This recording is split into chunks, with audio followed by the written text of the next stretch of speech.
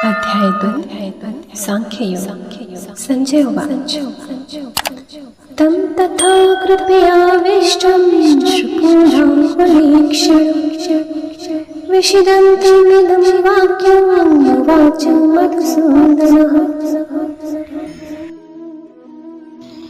इसके बाद संजय ने धृतराज से कहा, हे महाराज सुनिए। उस रणभूमि में वह अर्जुन शोकाकुल होकर रोने लगा। अपने वंशजों को युद्ध भूमि में देखकर अर्जुन के अंतःकरण में करुणा का भाव किस प्रकार आया।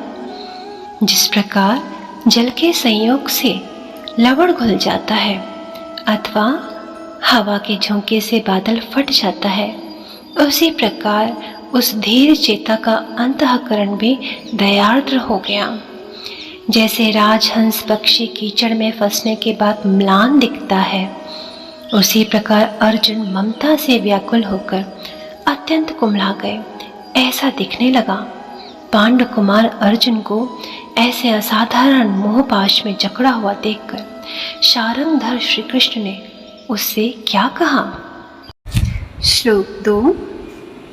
श्री भगवान वाच कुतस्तवाकशमलमिदं विषुमे समुपस्थितम् अनार्यजुष्टं स्वर्गं कीर्तिकर्मार्जुनम्।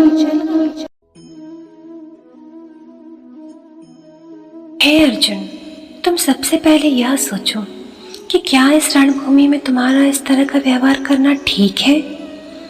जरा इस बात का भी विचार करो कि तुम कौन हो और क्या कर रहे हो। कहो, तुम्हें क्या हो गया है? आज तुम्हें किस बात की कमी पड़ गई अथवा आज तुम्हारा कौन सा कार्य करना शेष रहा? तुम्हारे शोक का कारण क्या है? यह खेद किस लिए? तुम तो ऐसी छोटी मोटी बातों की कभी परवाह नहीं करते। तुम तो कभी धीरज को खोने वाले नहीं। तुम्हारा तो नाम सुनते ही अपयश देशांतर में निकल जाता है। तुम शौर्य वृत्ति के एकमात्र आश्रय हो, क्षत्रिय शिरोमणि हो। तुम्हारा शौर्य तीनों लोकों में व्याप्त है।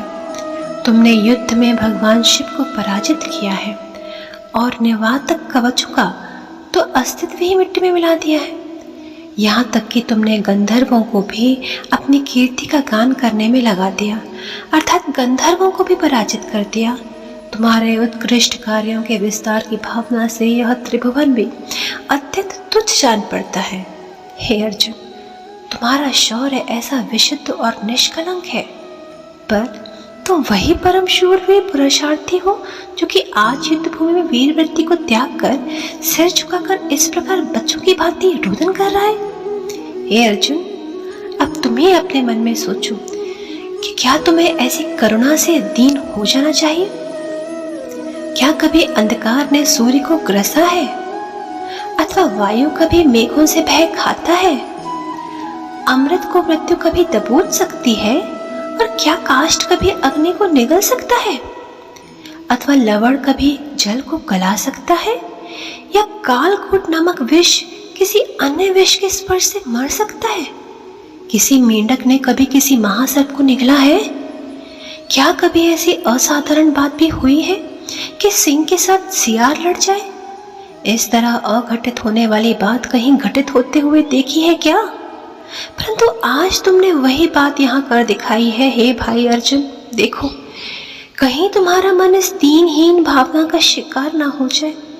इसलिए अब भी तुम अपने चित्त में धीरज को जगह दो और शीघ्र सावधान हो जाओ।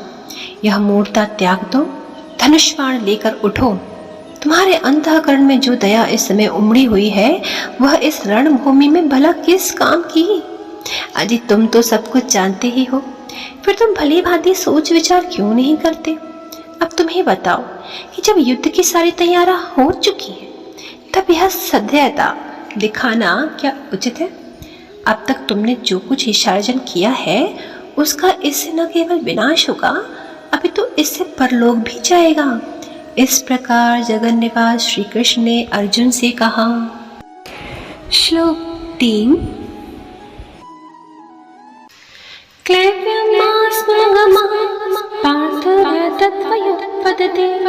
क्षुद्रं हृदय त्यक्त्वोत्तिष्ठत भगवान श्री कृष्ण ने फिर से कहा, हे अर्जुन, तुम शोक मत करो, धीरज धारण करो और अपना यह क्लेश त्याग दो। इस प्रकार का शोक करना तुम्हारे लिए उचित नहीं। अब तक तुमने जो यश अर्जन किया है, इससे उसका विनाश हो जाएगा। भाई अर्जुन, अब भी तो तुम अपने कल्याण की बात सोचो। इस संग्राम के समय इस कृपालत्व से काम बनने वाला नहीं है। अब भला तुम ही बताओ कि क्या ये सब लोग इसी समय तुम्हें अपने भाई बंधु मालूम होने लगे हैं? क्या तुम्हें इन स्वजनों की जानकारी इसके पहले नहीं थी? क्या तुम्हें अपने वंशजों की पहचान पहले नहीं थी? फिर आज यह व्यर्थ की उछल कूद क्यों कर रहे हो? क्या आज का यह युद्ध तुम्हारे लिए कोई नई चीज है? तुम लोगों का परस्पर कलह तो आए दिन होता रहता है। मैं यह समझ नहीं पा रहा हूँ कि आज ही तुम्हें क्या हो गया है और तुम्हारे अंतःकरण में करुणा का आविर्भाव कैसे हो रहा है। हे अर्जुन, निस्संदेह तुमने यह अच्छा नहीं किया। तुम्हारे इस महामोह का यही फल होगा कि अब तक की उपार्जित सारी की सारी प्रतिष्ठा मिट्टी में मिल जाएगी। इतना ही नहीं, पारलौकिक हित से भी हाथ धो बैठोगे। शूर वीरों को तो युद्ध भूमि में अंतःकरण की दुर्बलता के साथ कोई लगाव रखना ही नहीं चाहिए। इस प्रकार का लगाव रखना तो युद्ध में क्षत्रिय का पतन ही जाना चाहिए। अर्थात अंतःकरण की दुर्बलता से कोई कार्य सिद्ध नहीं होता। वे परम दयालु श्री कृष्ण इस प्रकार पांडुपुत्र अर्जुन को अनेक प्रकार से समझाने बुझाने लगे। अब आगे यह सुनिए कि भगवान की इन बातों को सुनकर पांडुपुत्र अर्जुन ने क्या कहा। श्लोक 4। अर्जुन कथम भीष्म सख्ये द्रोणं च मधुसूदना इषुभिः प्रतियुत्स्यामि पूजार्ह परिसूदना।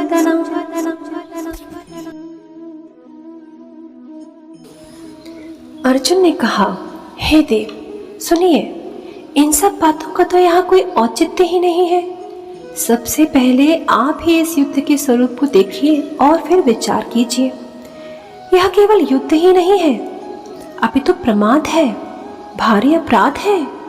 जो मेरी दृष्टि में प्रकट पाप है, यह कार्य करने में मुझे दोष दिख रहा है। यदि मैं युद्ध में प्रवृत्त होता हूँ तो मुझे इस पाप का भागी होना पड़ेगा। निसंदेह इसमें मुझे स्वजनों की हत्या के महादोष का भी सामना करना पड़ेगा। हे प्रभु, जरा आप ही विचार करें कि जब मुझे यह मालूम है कि माता पिता आदरणीय है और उन्हें सम्यक प्रकार से संतुष्ट रखना चाहिए, तब भला उन्हीं का वध मैं अपने हाथों से कैसे कर सकता हूँ। हे देव, संत महापुरुषों के समुदाय को सदा नमन करना चाहिए और संभव हो तो उनकी पूजा भी करनी चाहिए, किंतु यह सब कुछ छोड़ छाड़ कर उल्टे क्या हमें उनकी निंदा करनी चाहिए। उसी प्रकार से हमारे संबंधी और कुल गुरु तो हमारे लिए सदा पूजनीय है। इन पितामह भीष्म और द्रोणाचार्य के तो मुझ पर अनंत उपकार है। देखिए, जिनसे हमारा मन स्वप्न में भी वैर नहीं कर सकता, उन्हीं की यहाँ प्रत्यक्ष हत्या कैसे की जा सकती है।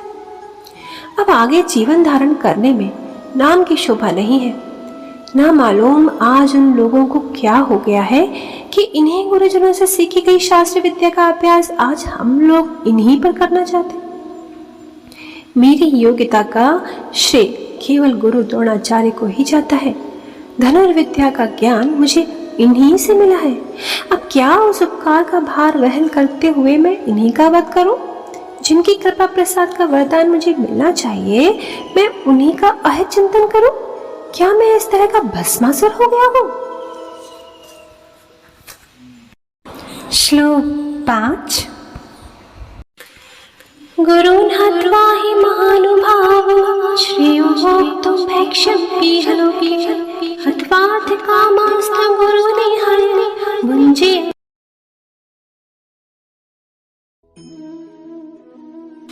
अर्जुन ने फिर कहा, हे देव, समुद्र की गंभीरता तो बहुत सुनी जाती है, पर उसकी वह गंभीरता भी देखने मात्र की होती है।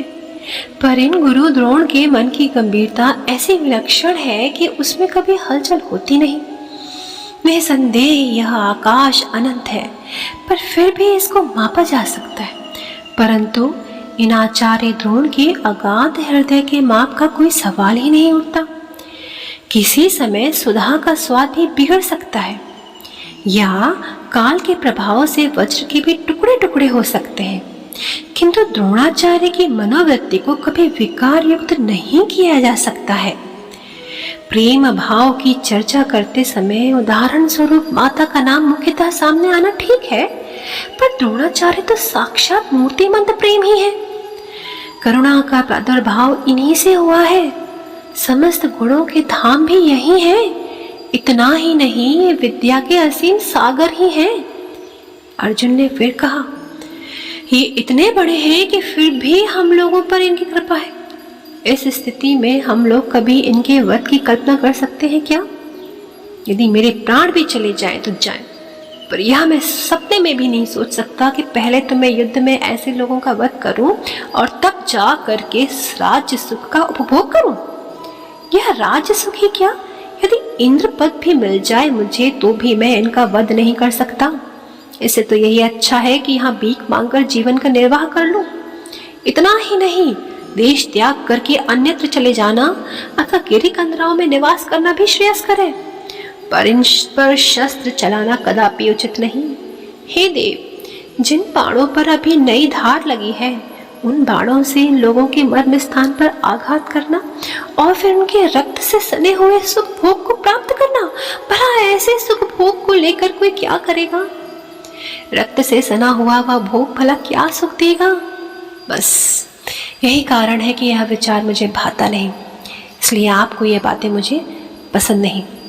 अर्जुन ने इस समय इन सब बातों को बताकर श्री कृष्ण से पूछा, हे भगवान, अब तो मेरी ये सब बातें आपकी समझ में आ गई ना? किंतु अर्जुन के अंतःकरण में इस बात का भी भरोसा नहीं होता था कि श्री कृष्ण ने मेरी ये सब बातें मनोयोग पूर्वक सुनी हैं। इस बात का विचार होते ही अर्जुन बहुत व्यग्र हुआ और उसने फिर पूछा, हे प्रभु, इसका क्या कारण है कि आप मेरी बातों पर गौर ही नहीं कर रहे हैं?